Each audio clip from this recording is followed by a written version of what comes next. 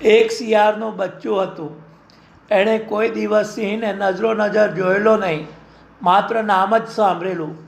એકવાર એ જંગલમાંથી પસાર થતું હતું ત્યારે સિંહ જ સામેથી આવતો નજરે પડ્યો. પાસેથી પસાર થતા વરુને એણે પૂછી જોયું, આ રાજા મહારાજાની જેમ ડોલતો આવે છે તે જ સિંહ ને? વરુએ જવાબમાં હા ભણી.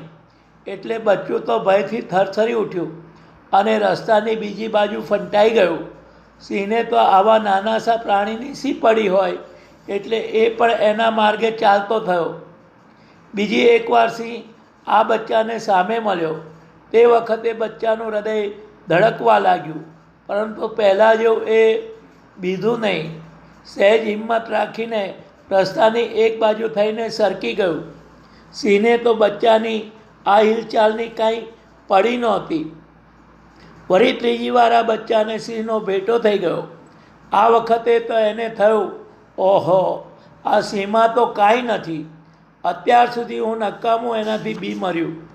હિંમત રાખીને એ તો સિંહની સામે છાતી કાઢીને ચાલવા લાગ્યું. એટલું જ નહીં, પણ જંગલના રાજાને એણે કુશળ સમાચાર પણ પૂછ્યા કે નામદાર, કેમ મજામાં છો ને?